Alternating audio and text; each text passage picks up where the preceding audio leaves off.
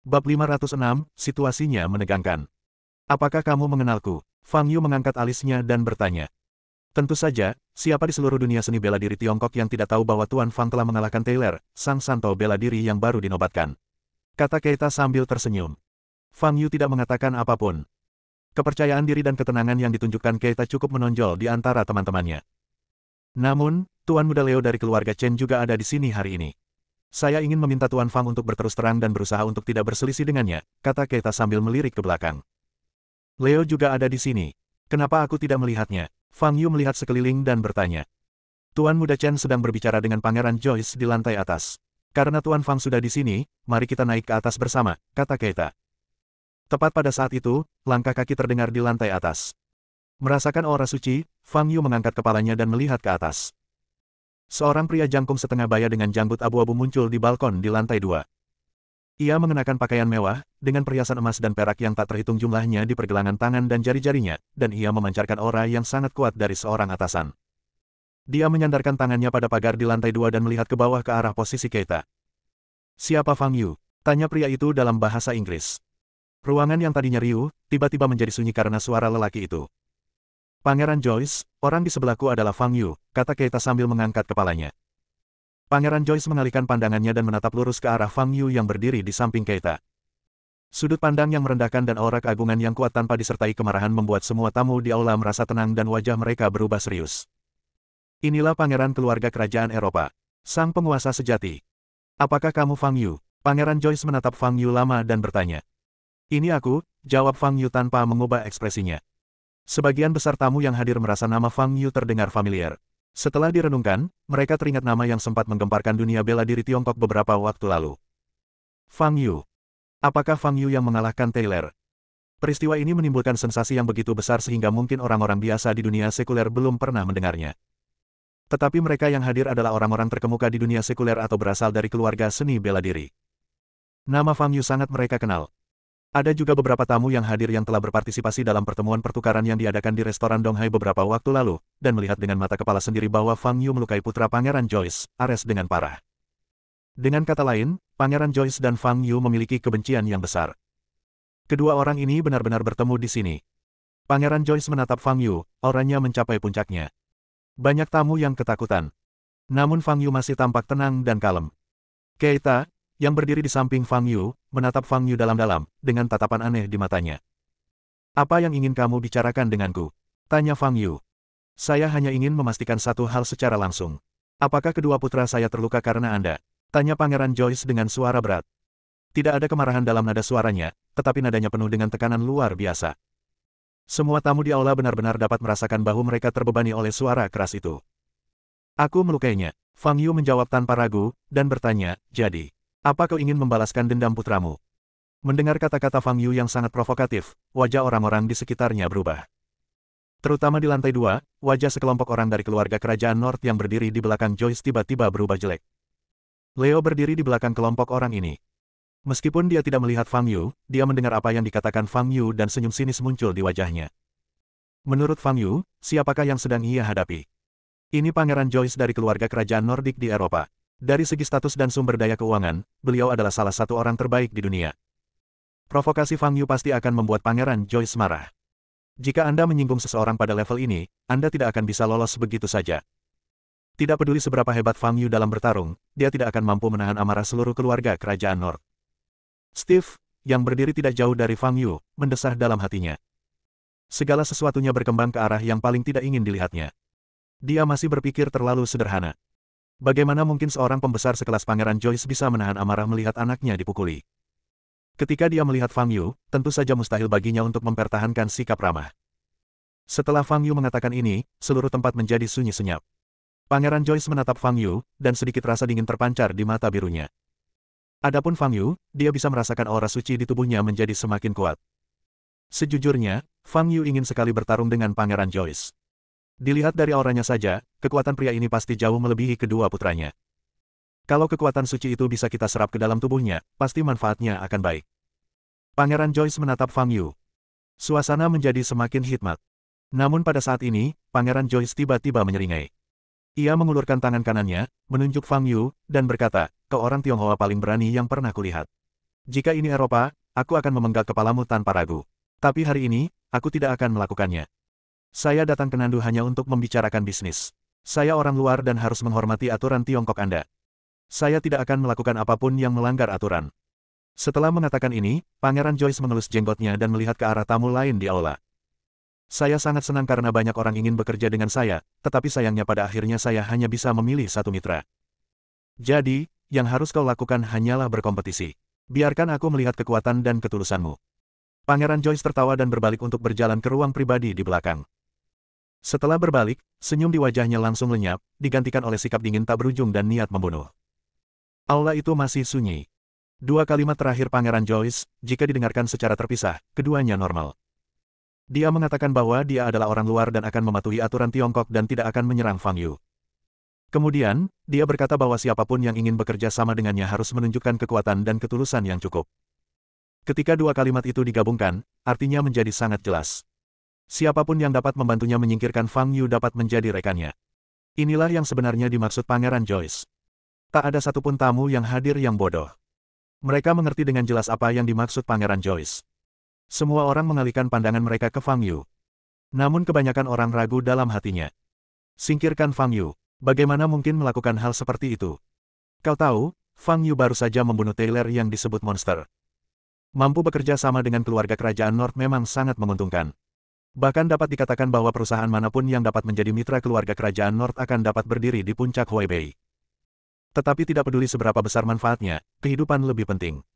Jika kau menyinggung pendekar papan atas seperti Fang Yu, seluruh keluarga akan menderita. Siapapun yang mau, silakan. Saya tidak mau ikut campur. Banyak tamu yang hadir berpikir demikian dalam hati.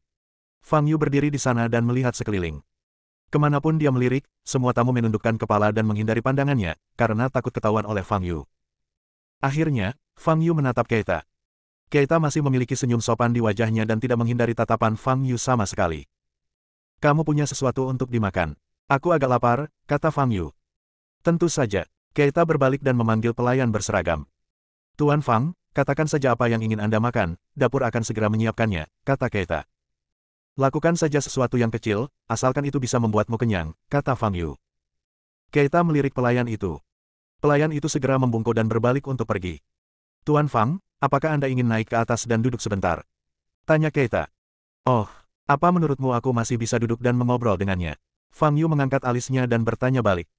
Kurasa masih ada kesempatan untuk menyelesaikan konflik di antara kalian, kata Keita sambil tersenyum. Tidak perlu dihilangkan. Jika konflik ini terselesaikan, bukankah kalian akan kehilangan satu kesempatan untuk bersaing? Kata Fang Yu penuh arti.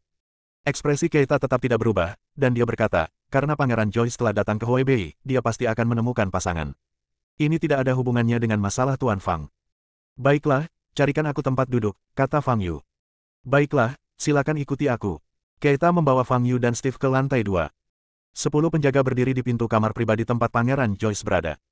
Keita membawa Fang Yu dan berjalan ke kamar pribadi di sebelahnya. Tuan Fang, Tuan Qin, silakan tunggu di sini sebentar. Makanan akan segera disajikan. Saya akan keluar untuk menjamu tamu lainnya dulu. Setelah berkata begitu, Keita berbalik dan berjalan keluar. Setelah meninggalkan kamar pribadi, Keita melirik kamar pribadi tempat Pangeran Joyce berada, dan alih-alih turun ke bawah, dia berjalan ke pintu lift di dekatnya. Setelah memasuki lift, dia memasukkan kata sandi pada panel sentuh. Liftnya langsung turun. Dilihat dari tombol pada panel sentuh, seluruh bangunan hanya memiliki 5 lantai dan tidak ada lantai bawah tanah. Namun lift akhirnya berhenti di lantai 3 di bawah tanah. Keita keluar dari lift. Ini adalah ruang bawah tanah yang remang-remang, di mana Anda bahkan tidak dapat melihat keadaan sekitar dengan jelas. Sebelum Keita bisa mengatakan apapun, dia mendengar suara rantai bergetar. Ada apa? Suara laki-laki serak datang dari bayangan di depan. Bantu aku menyingkirkan orang ini, kata Keita dengan tatapan dingin. Bab 507, Bunuh Fang Yu. Petik 2. Jika kau ingin aku membantumu, kau harus menyetujui satu syarat. Makhluk dalam bayangan itu terdiam beberapa saat dan berkata dengan suara berat. Saya mengerti. Katakan syaratmu, tanya Keita. Setelah membantumu melenyapkan target, aku tidak akan kembali ke ruang bawah tanah. Suara rantai yang bergetar terdengar lagi dari bayangan. Mendengar permintaan ini, wajah Keita sedikit berubah, alisnya berkerut, dan dia berkata, menurut instruksi Tuan Yi, Anda belum bebas. Aku tidak bilang aku menginginkan kebebasan, aku hanya ingin tinggal di lingkungan yang lebih baik, kata keberadaan dalam bayangan. Keita tampak ragu-ragu, jelas tengah mempertimbangkan untung ruginya. Setelah beberapa saat, dia membuat keputusan. Jika kau bisa membantuku menyingkirkan orang itu, aku bisa menyetujui persyaratanmu dan kemudian memindahkanmu ke villa terpisah, kata Keita. Hehe. Terdengar suara tawa kering dan dingin, disertai bunyi gemerincing rantai yang bergetar. Bayangan hitam perlahan muncul dari balik bayangan. Dilihat dari bentuknya, ia adalah manusia kurus. Namun karena cahaya di ruang bawah tanah terlalu redup, penampakan orang tersebut tidak dapat terlihat dengan jelas. Bayangan hitam berjalan di depan Keita. Kamu generasi keempat dari keluarga Li, kan? Tanya bayangan hitam itu. Ya, jawab Keita. Kau sangat berani, jauh lebih berani dari ayahmu, kata bayangan hitam itu. Keita tidak mengatakan apapun. Ayahnya, Satos Lee, dikenal sebagai pecundang dalam keluarga, contoh nyata pepatah, lumpur tak tertolong. Jika tidak, kekuasaan keluarga tidak akan jatuh ke tangan Keita, yang baru berusia 24 tahun, begitu cepat. Keita dan ayahnya Satos adalah dua sosok yang sangat berbeda. Keita sangat kuat, baik karakter maupun kemampuannya. Ia sangat terkenal di kalangan bisnis Huaibei dan dikenal sebagai salah satu dari dua orang paling terkemuka, bersama citra dari keluarga Yu. Saat Keita masih kuliah, ia sudah mulai mengambil alih sebagian besar urusan keluarga Li, dan ia melakukannya dengan sempurna. Ia tidak hanya mendapatkan pujian dari para tetua keluarga, tetapi juga mendapatkan kepercayaan dari para pemegang saham utama dalam grup. Oleh karena itu, segera setelah lulus dari universitas, Keita segera dipromosikan ke jabatan presiden dan menjadi juru mudi Li Group. Di mata dunia luar, Keita hampir sempurna. Ia memiliki pendidikan, kebijaksanaan, kekayaan, dan status. Mungkin satu-satunya kelemahannya adalah dia bukan ayahnya, Satos. Selain mabuk-mabukan, Satos juga pandai membawa pulang wanita-wanita cantik untuk tidur bersamanya. Satu-satunya kontribusi yang dia berikan kepada keluarga Li adalah melahirkan putra luar biasa seperti Keita. Selain itu, Satos hanya memiliki dampak negatif pada keluarga Li. Setelah bayangan hitam itu menyebut Satos, wajah Keita menjadi gelap. Orang yang paling dibencinya dalam hidupnya adalah ayahnya, tidak diragukan lagi. Aku sudah lama tidak bertemu ayahmu. Aku ingin minum bersamanya saat aku keluar nanti, kata bayangan hitam itu. Satu-satunya hal yang harus kau lakukan saat kau keluar adalah membantuku membunuh Fang Yu, kata Keita dingin. Bayangan itu berdiri di sana tanpa menanggapi. Terjadi keheningan di ruang bawah tanah. Sebenarnya, aku baru bertemu ayahmu sekali. Aku membuatnya ketakutan setengah mati waktu itu, dan sejak itu aku tidak pernah melihatnya lagi. Bayangan hitam itu tersenyum tipis, sungguh sayang. Wajah Keita menjadi semakin jelek. Kamu pasti merasa tidak nyaman kalau ayahmu terus-terusan disebut-sebut, kan? Bayangan hitam itu tiba-tiba maju 2 langkah dan perlahan mendekatkan kepalanya ke Keita. Keita mencium bau busuk, mengerutkan kening, dan mundur selangkah. Saya memang sangat tidak senang karena orang yang paling saya benci adalah Satos, jawab Keita. Lalu kenapa kau masih menyebut nama Duan Liu di depanku? Kepala bayangan hitam itu tiba-tiba terjulur ke depan, berada di depan Keita dan meraung. Begitu dekatnya, bahkan dalam cahaya redup, saya dapat melihat dengan jelas ekspresi terdistorsi di wajahnya. Keita begitu ketakutan hingga seluruh tubuhnya menggigil dan hampir terjatuh ke tanah. Kepala bayangan itu perlahan mundur, dan ia berkata dengan suara serak, ini peringatan terakhirku. Jangan sebut nama ini di depanku lagi. Tidak peduli seberapa beraninya Keita, dia tidak berani mengatakan apapun lagi saat ini dan hanya bisa mengangguk. Di ruang pribadi, Fang Yu menatap Steve dan bertanya, mengapa kamu tidak pergi ke sebelah dan berbicara dengan Joyce? Konflik antara Tuan Fang dan Pangeran Joyce sudah tidak dapat didamaikan. Saya tidak perlu bicara lagi dengannya, kata Steve. Aku tidak perlu menyerahkan pasanganku, kata Fang Yu sambil mengangkat alisnya. Mengingat kebaikan Anda kepada keluarga Qin, Tuan Fang, ini sangat penting, kata Steve serius. Sepertinya Berlin telah menanamkan banyak hal padamu, kata Fang Yu. Steve menggelengkan kepalanya dan berkata, ini keputusanku sendiri, bukan keputusan kakekku. Tuan Fang, kau jahat sekali padaku. Oke, aku mengerti maksudmu. Fang Yu mengulurkan tangan dan menepuk bahu Steve, menghentikan Steve untuk melanjutkan. Keduanya hanya mengobrol beberapa kata ketika terdengar ketukan di pintu ruang pribadi. Seorang pelayan berseragam datang membawa nampan berisi makanan. Yang terhormat Tuan Fang, ini hidangan Anda, silakan dinikmati. Pelayan meletakkan piring di depan meja Fang Yu dan berkata dengan hormat. Setelah mengatakan itu, dia membungkuk, berbalik dan meninggalkan ruangan pribadi itu. Makanan di sini disajikan dengan sangat cepat. Fang Yu menatap Steve dan bertanya, apakah kamu ingin makan sesuatu? Tidak perlu, kata Steve. Fang Yu berhenti berbicara dan mulai makan. Steve menatap Fang Yu yang tengah makan dengan lahap, dengan ekspresi ragu di wajahnya. Apa yang dikatakan Pangeran Joyce sebelumnya dapat digambarkan sebagai suatu karunia. Ia meminta keluarga yang hadir untuk mencari cara menangani Fang Yu. Siapapun yang dapat melakukan ini dapat menjadi mitra keluarga kerajaan North. Pangeran Joyce mengucapkan kata-kata ini dengan sangat jelas, dan semua orang yang hadir dapat memahaminya. Oleh karena itu, Steve tidak ingin Fang Yu tinggal di sini untuk waktu yang lama. Dia tidak khawatir kalau ada orang yang bisa mengancam keselamatan pribadi Fang Yu, tetapi dia khawatir kalau setelah terjadi konflik, Fang Yu akan menjadi sasaran kritik publik dan dianggap sebagai musuh oleh Kamar Dagang Huaibei dan Asosiasi Seni Bela Diri Huaibei. Jika ini terjadi, akan sulit untuk mengakhiri situasi ini. Tuan Fang, ayo kita pergi setelah Anda selesai makan. Setelah memikirkannya berulang kali, Steve akhirnya berbicara. Baiklah, tapi sebelum aku pergi, aku harus pergi ke kamar pribadi Joyce, kata Fang Yu. Tujuan kedatangannya ke sini adalah untuk membahas latar belakang keluarga kerajaan North. Sekarang duduk di ruang pribadi, dia dapat dengan jelas merasakan aura beberapa kekuatan suci di ruang pribadi sebelah. Tak lama kemudian, pintu kamar pribadi itu diketuk lagi.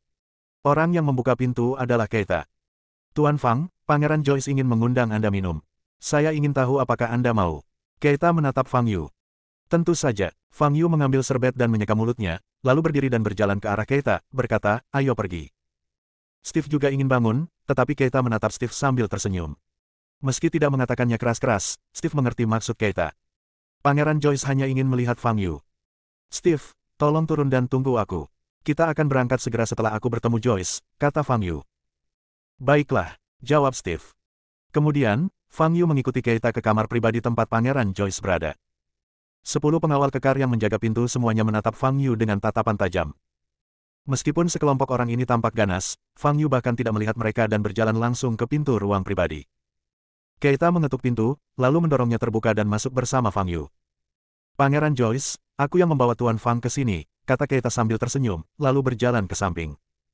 Ruang di kamar pribadi itu sangat besar dan tampak seperti aula. Pangeran Joyce duduk di ujung meja, dengan 2 baris orang duduk di kedua sisi. Orang-orang di sebelah kiri semuanya orang Eropa, 8 dari mereka memancarkan aura kekuatan ilahi. Kelompok orang ini jelas merupakan keturunan langsung keluarga kerajaan North.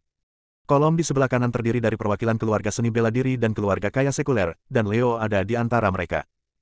Melihat Leo, Fang Yu sengaja tersenyum padanya. Leo menggigil seluruh tubuhnya dan segera memalingkan wajahnya, tidak berani menatap mata Fang Yu. Setelah kematian Taylor, keluarga Chen kehilangan kesempatan untuk naik ke puncak Huaibei. Namun, tidak seperti keluarga Zheng yang runtuh, keluarga Chen akhirnya hanya kehilangan satu Taylor. Langit-langitnya hilang, tetapi fondasinya tetap ada. Keluarga Chen masih memiliki kekuatan dan fondasi untuk menjadi salah satu dari 3 keluarga seni bela diri teratas di Huaibei.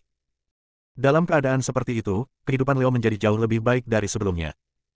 Tanpa Taylor yang menekannya, keturunan laki-laki lain dalam garis keturunan langsung bahkan lebih tidak berguna. Dengan cara ini, Leo tiba-tiba menjadi inti generasi muda.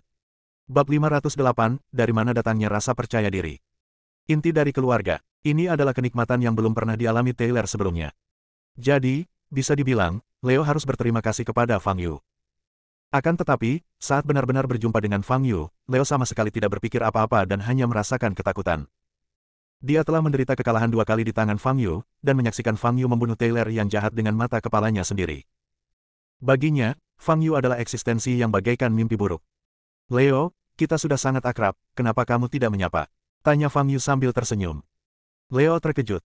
Dia tidak menyangka Fang Yu akan berbicara kepadanya di depan begitu banyak orang. Warna darah di wajah Leo memudar dengan kecepatan yang terlihat oleh mata telanjang. Tetapi dia sangat mengenal karakter Fang Yu, jadi bagaimana mungkin dia berani tidak menanggapi. Maka Leo mengangkat kepalanya, mengumpulkan keberanian untuk menatap Fang Yu, dan berkata dengan suara gemetar, halo, halo. Kenapa kamu kelihatan sedih? Tersenyumlah saja, kata Fang Yu. Leo memaksakan senyum yang lebih jelek daripada menangis. Senyumnya jelek sekali, kata Fang Yu sambil menggelengkan kepala. Digoda oleh Fang Yu di depan banyak orang, Leo merasa malu dan kesal, tetapi dia tidak bisa berbuat apa-apa. Fang Yu. Pada saat ini, Pangeran Joyce, yang duduk di kursi pertama, berbicara. Fang Yu menatap Pangeran Joyce. Orang-orang yang duduk di kedua sisi memandang Fang Yu. Terutama kelompok anggota keluarga kerajaan North yang duduk di sebelah kiri, tatapan mata mereka sangat tajam, dan mereka tampak ingin mencabik-cabik Fang Yu. Di seluruh ruangan pribadi itu, Fang Yu adalah satu-satunya yang berdiri di tengah, diawasi dengan berbagai cara, tampak seperti sedang diinterogasi sebagai seorang tahanan. Kamu, Pangeran Joyce memasang ekspresi kosong di wajahnya dan hendak berbicara. Tunggu sebentar. Pada saat ini, Fang Yu minggir, meraih bangku, lalu berjalan kembali, duduk, dan menyilangkan kakinya. Maaf, aku agak lelah. Silakan lanjutkan, kata Fang Yu sambil tersenyum. Menghadapi perilaku Fang Yu yang sembrono, wajah Pangeran Joyce semuram air. Sebagai jurumudi keluarga kerajaan North, dia sangat berkuasa dan selalu bertindak seperti atasan, tidak peduli siapapun yang dihadapinya. Di Eropa, dia belum pernah bertemu orang sekasar Fang Yu. Dan pria ini juga melukai kedua putra kesayangannya, dan seluruh energi mereka terbuang sia-sia, terutama putra tertua Ares, yang sekarang terbaring di tempat tidur. Kemarahan Pangeran Joyce membara di dadanya, dan tatapan yang diberikannya pada Fang Yu menjadi semakin tidak bersahabat. Pada saat yang sama, aura pembunuh tiba-tiba muncul padanya, yang cukup menyeramkan. Suhu di seluruh ruangan pribadi turun hingga titik beku. Sebagian besar tamu yang duduk di barisan sebelah kanan memiliki ekspresi serius dan duduk tegak. Mereka tahu betul bahwa baik Pangeran Joyce maupun Fang Yu bukanlah orang yang mampu mereka singgung. Saat ini, Anda tidak boleh menunjukkan sikap apapun. Hal yang paling tepat untuk dilakukan adalah diam-diam menyaksikan konfrontasi antara keduanya. Keita menatap Pangeran Joyce, lalu melirik Fang Yu, menyipitkan matanya sedikit, dan memikirkan sesuatu dalam benaknya. Dalam suasana yang amat tegang, Fang Yu tiba-tiba menoleh dan menatap deretan orang yang duduk di sebelah kiri. Anggota keluarga kerajaan North ini semuanya mengenakan jubah putih mewah, memperlihatkan temperamen aristokrat mereka. Kalian semua seharusnya sepupu Ares dan Apollo, kan? Tanya Fang Yu. Kelompok orang ini tidak menyangka Fang Yu akan menanyakan pertanyaan seperti itu. Mereka semua tertegun sejenak dan tidak ada yang menjawab. Benar sekali, mereka semua adalah keturunan langsung keluarga kerajaan North dan memiliki darah bangsawan paling ortodoks, kata Pangeran Joyce, yang duduk di kursi pertama. Oh, aku mengerti. Fang Yu mengangguk. Pangeran Joyce memandang Fang Yu yang tampak tenang dan kalem, dan kemarahan dalam hatinya makin menjadi-jadi. Tuan muda, Anda seharusnya sudah pulih, kan? Tanya Fang Yu saat ini. Boom! Pangeran Joyce membanting meja kopi di sebelahnya, dan meja itu meledak. Pada saat yang sama, anggota keluarga kerajaan yang duduk di sebelah kiri berdiri dan memelototi Fang Yu. Fang Yu memprovokasi mereka lagi dan lagi, jelas-jelas tidak menganggap serius keluarga kerajaan North. Fang Yu, jangan pernah berpikir untuk pergi dari sini malam ini. Pangeran Joyce tiba-tiba berdiri dan menunjuk Fang Yu dengan marah. Suasana di ruang pribadi tiba-tiba menjadi tegang. Tunggu sebentar. Pada saat ini, Keita tiba-tiba berdiri.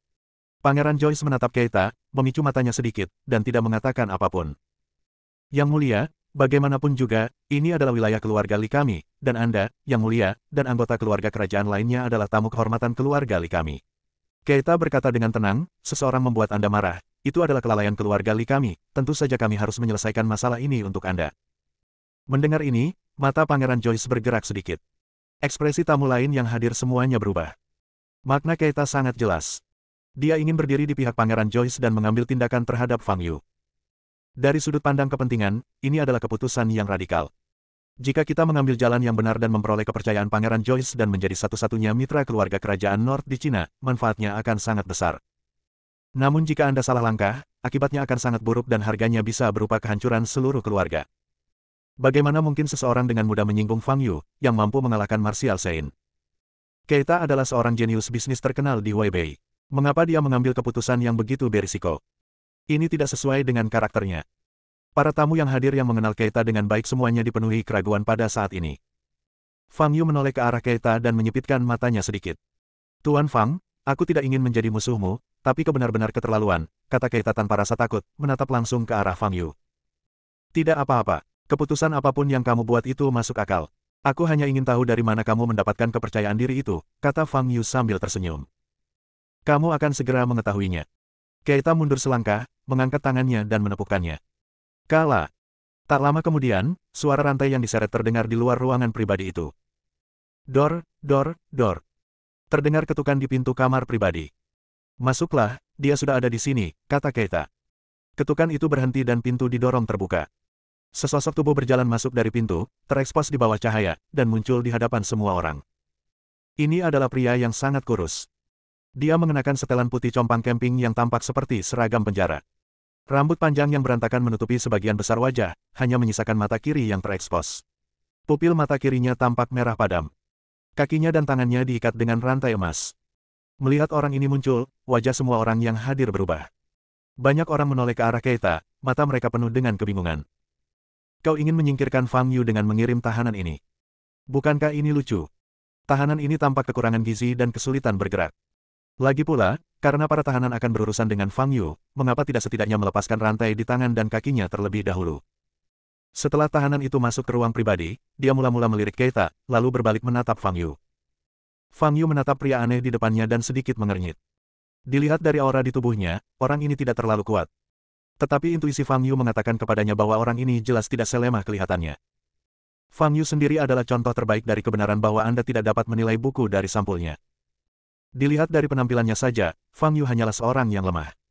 Apakah itu dia? Tahanan itu menatap Fang Yu dan bertanya dengan suara serak. Itu dia, jawab Keita.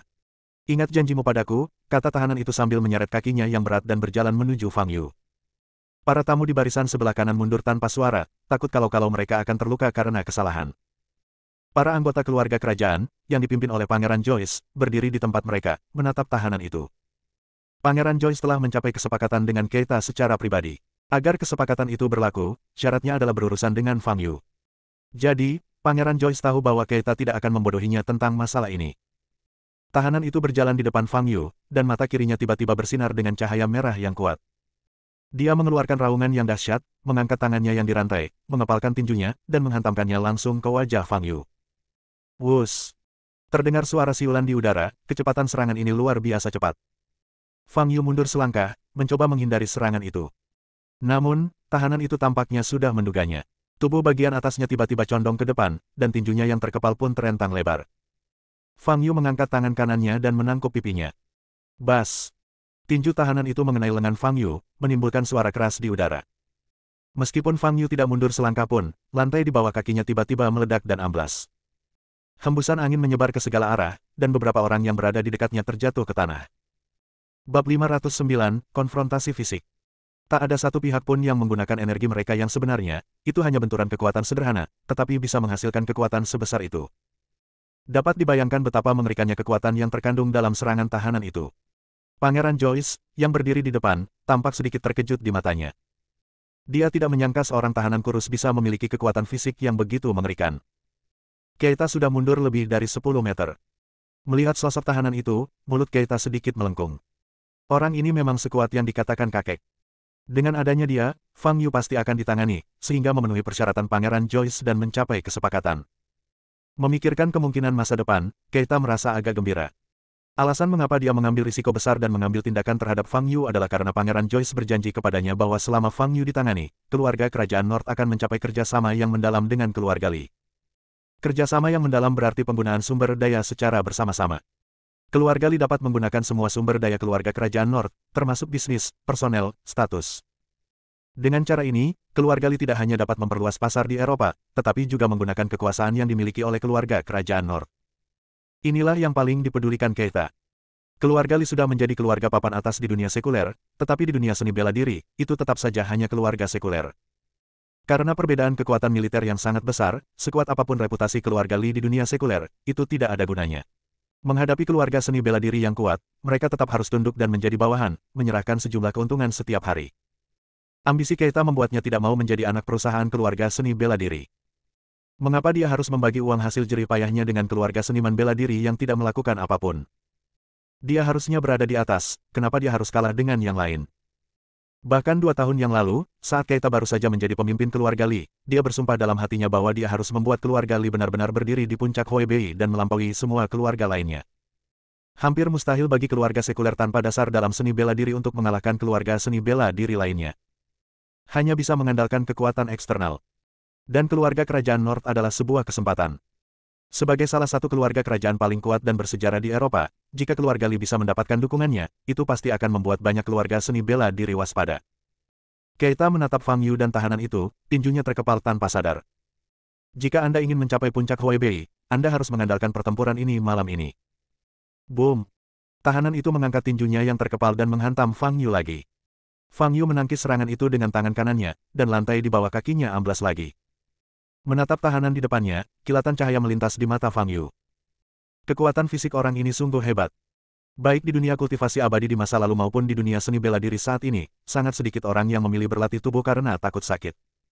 Dan tahanan di depannya, yang mampu memiliki kekuatan sekuat itu, jelas juga seorang kultivator tubuh.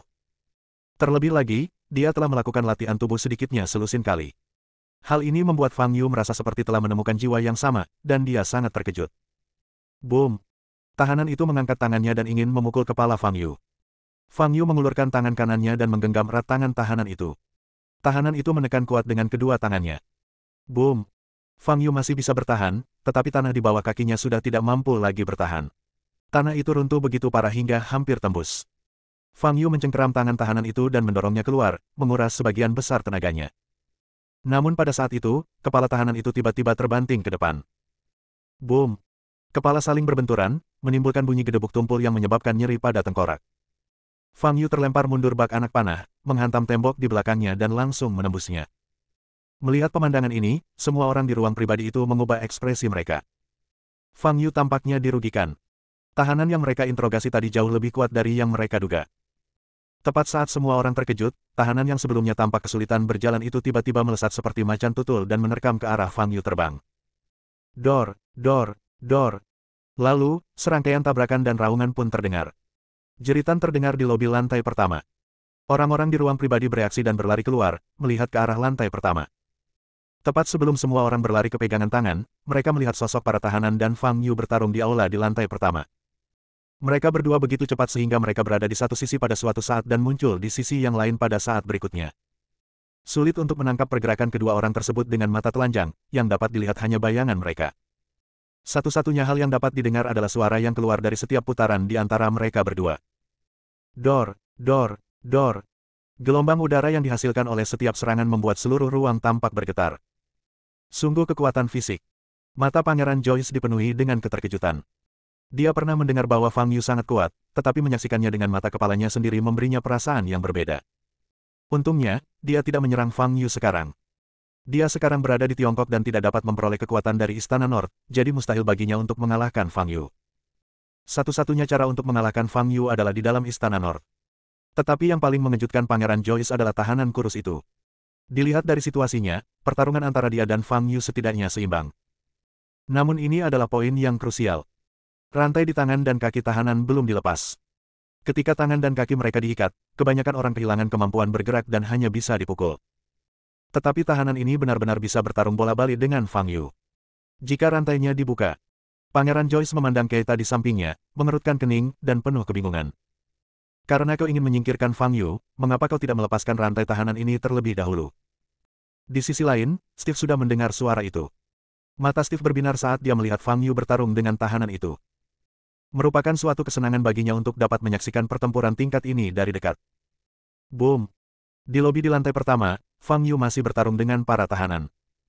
Jarang sekali kita bertemu dengan orang seperti dia, jadi Fang Yu tentu saja tidak ingin mengakhiri pertempuran dengan cepat.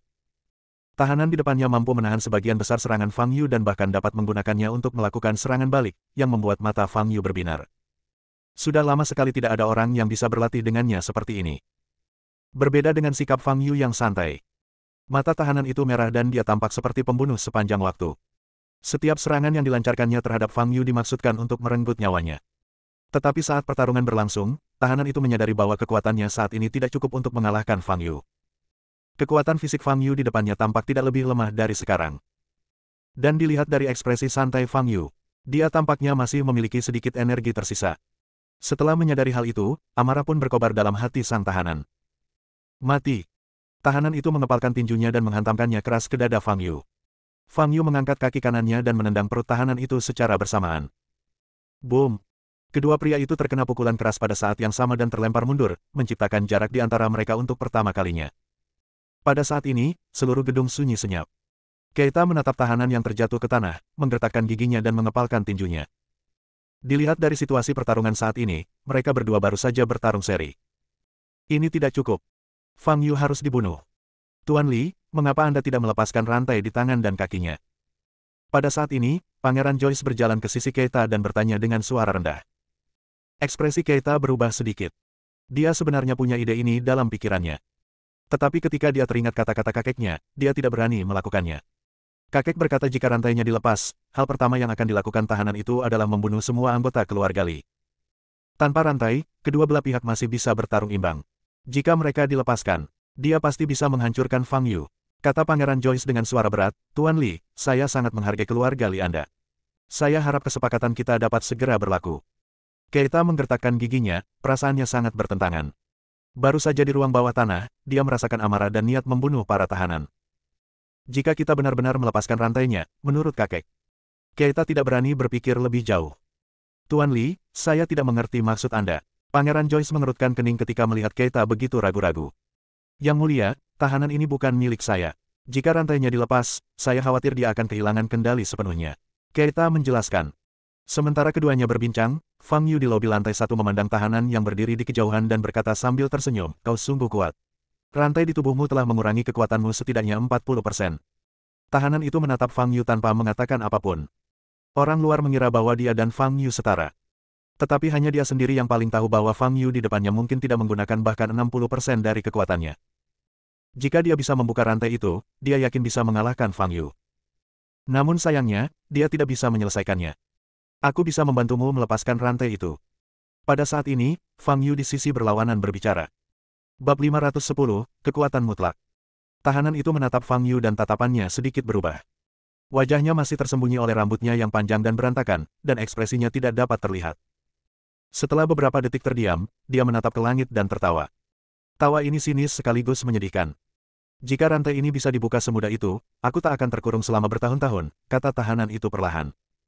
Fang Yu melirik Keita yang berdiri di lantai 2, menyipitkan matanya sedikit, dan bertanya, apakah Keita mengurungmu? Keduanya berkomunikasi melalui jejak energi sejati, dan tidak ada orang lain yang hadir dapat mendengar suara itu kecuali mereka berdua. Mata kiri tahanan itu memancarkan cahaya merah aneh, dan dia berkata dengan dingin, keluarga Li hanyalah seekor anjing, bagaimana mereka bisa mengurungku? Dari penampilanmu, sepertinya kau punya dendam yang cukup besar terhadap keluarga Li. Kenapa kau masih membantu mereka? Fang Yu mengangkat alisnya dan bertanya. Tahanan itu mengangkat tangannya, dan rantai itu mengeluarkan suara yang nyaring. Bukankah sudah jelas alasannya? Jawab tahanan itu. Fang Yu mengangguk dan berkata, aku benar-benar bisa membantumu melepaskan rantai itu. Tahanan itu berhenti berbicara. Dia sama sekali tidak mempercayai Fang Yu. Mereka baru saja bertengkar, dan sekarang dia ingin membantunya melepaskan rantai itu. Dia bukan orang bodoh, Fang Yu pasti punya niat lain. Lagi pula, rantai ini tidak dapat diputus. Ini bukan rantai emas biasa, melainkan senjata ajaib yang sangat kuat, dipenuhi dengan energi sejati yang sangat kuat. Ia tidak hanya mengikat anggota tubuh, tetapi juga menekan sebagian besar energi sejati di dalam tubuh. Ia memasang jebakan mematikan yang tidak dapat dibuka tanpa kunci. Semakin keras orang yang terkunci itu melawan, semakin erat rantainya, dan semakin parah pula ki internalnya akan ditekan. Saat pertama kali dikurung, dia berjuang mati-matian selama beberapa saat, mencoba memutuskan rantai dengan kekuatan fisiknya yang luar biasa, tetapi akhirnya gagal. Rantai ini khusus ditempa untuknya oleh Duan Liu sialan itu. Tidak seorang pun dapat membuka rantai itu kecuali Duan Liu sendiri dan kunci yang dipegang keluarga Li. Sepertinya kau begitu tersiksa oleh rantai ini sehingga kau bahkan tidak punya nyali untuk melepaskannya, kata Fang Yu sambil menggelengkan kepalanya. Kata-kata ini menyakiti hati sang tahanan. Ia terkejut dan aura pembunuh di tubuhnya tiba-tiba meledak. Dia tidak punya keberanian. Dia terlalu berani, itulah sebabnya dia jatuh ke dalam perangkap bajingan Duan Liu dan berakhir seperti ini. Boom! Lantai di bawah kaki tahanan itu runtuh dengan suara keras, dan pada saat yang sama, tubuhnya melesat ke arah Fang Yu bagaikan kilat. Kamu marah. Mata Fang Yu bergerak sedikit. Dengan kekuatanmu saat ini, marah itu percuma. Biarkan aku melihat kekuatanmu yang sebenarnya. Dalam sekejap, tahanan itu menyerbu ke arah Fang Yu, mengepalkan tangannya, dan menghantamkannya ke dada Fang Yu. Kali ini, Fang Yu tidak menghindar maupun menangkis. Boom! Tinju terkepal tahanan itu mengenai dada Fang Yu, menimbulkan suara teredam. Tanah meledak dengan suara keras, dan asap serta debu mengepul. Melihat kejadian itu, raut wajah orang-orang yang menonton di lantai 2 berubah semua. Di antara mereka, Keita mengepalkan tinjunya dengan penuh semangat. Akan lebih baik membunuh Fang Yu sepenuhnya dengan satu pukulan. Dengan cara ini, dia tidak perlu khawatir apakah akan membebaskan tahanan tersebut. Lobi lantai pertama. Tahanan itu meninju Fang Yu, matanya penuh dengan keterkejutan. Meskipun dia tidak menggunakan kekuatan penuhnya dalam serangan ini, kekuatan yang terkandung di dalamnya cukup untuk menghancurkan gunung. Tetapi dada Fang Yu menerima hantaman tersebut secara langsung, dan bahkan tulangnya tidak patah. Bagaimana ini mungkin? Pada saat ini, sepasang tangan tiba-tiba muncul di depan tahanan. Wajah tahanan itu berubah dan dia mundur selangkah, mencoba menghindar. Namun tangan itu tiba-tiba terulur ke depan dan mencengkeram kepala tahanan itu. Maafkan aku, mau tidak mau, aku harus melepaskan belenggumu. Suara Fang Yu terdengar, karena kekuatanmu saat ini tidak cukup bagiku untuk merasakan kenikmatan konfrontasi fisik. Sambil memegang kepalanya, tahanan itu merontak keras dan mengangkat tubuh bagian bawahnya ke atas, mencoba menendang Fang Yu. Pada saat ini, Fang Yu tiba-tiba menekan dengan tangan kanannya. Boom! Fang Yu membanting kepala tahanan itu ke tanah dengan keras. Gelombang angin yang kuat menyebarkan asap dan debu yang memenuhi area sekitarnya. Dengan demikian, Fang Yu dan tahanan itu sekali lagi menjadi pusat perhatian orang-orang di sekitar mereka. Di hadapan semua orang, Fang Yu tengah mencengkeram kepala tahanan itu. Tahanan itu melawan keras, tetapi Fang Yu terus mencengkeram kepalanya dan membantingnya ke tanah. Seluruh situasi tampak seperti orang dewasa memukuli anak-anak, dan para tahanan tidak memiliki kekuatan untuk melawan. Apa yang sedang terjadi? Bukankah mereka pernah bertarung seri sebelumnya? Bagaimana situasi di medan perang tiba-tiba berubah begitu drastis? Wajah Pangeran Joyce memucat. Ia menatap Keita yang pucat pasi, lalu berkata dengan suara berat, "Tuan Li, jika Anda tidak melepaskan rantainya, dia akan segera dibunuh oleh Fang Yu." Keita mengepalkan tangannya, menggertakkan giginya, dan merasa sangat bimbang. Dia benar-benar tidak berani membuka rantai itu. Dia takut setelah dilepaskan, target pertama para tahanan bukanlah Fang Yu, melainkan dirinya. "Tuan Li, sepertinya Anda tidak tulus dalam mencapai kesepakatan dengan keluarga kerajaan North kami," kata Pangeran Joyce dingin. "Tidak, Yang Mulia, saya akan turun dan melepaskannya sekarang juga," kata Keita, tetapi tiba-tiba menyadari bahwa ekspresi Pangeran Joyce berubah. Keita segera menoleh dan melihat ke arah lobi di lantai pertama. Saat itu, tahanan itu tampak dipukuli sampai mati oleh Fang Yu. Ia tidak bisa melawan dan tergeletak di tanah. Fang Yu mencengkeram tangan tahanan itu. Tangannya dililit rantai emas, menyambung ke kakinya di bawah. Darah mengalir dari dahi tahanan di bawah rambutnya. Dia terengah-engah dan menatap Fang Yu di depannya, hatinya dipenuhi keterkejutan yang tak terlukiskan. Dia tahu sebelumnya bahwa Fang Yu tidak menggunakan kekuatan penuhnya. Namun dia tidak menyangka kesenjangannya begitu besar.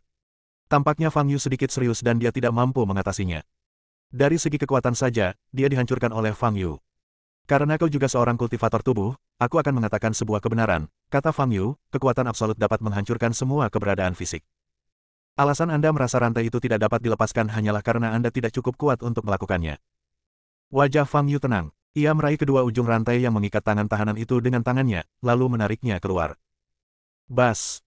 Rantai itu seolah merasakan ada yang ingin menghancurkannya, lalu mengeluarkan suara berdenging, lalu seluruh rantai memancarkan cahaya terang. Rantainya makin menegang. "Oh, kau benar-benar harus mengerahkan sedikit kekuatan." Klik. Rantai yang M. Fang Yu menyipitkan matanya sedikit, dan tangannya bersinar dengan cahaya keemasan redup. Engencang itu ditarik paksa hingga terbuka oleh Fang Yu, menimbulkan suara yang nyaring. Pada saat ini, tahanan itu menjerit. Akibat tarikan Fang Yu, ikatan rantai itu dilanggar, energi sejati dalam tubuhnya ditekan hingga ekstrim, dan meridiannya terasa sangat sakit. Bukankah ini cukup? Lalu, Fang Yu meningkatkan kekuatan tangannya lagi dan menarik dengan kuat. Retakan.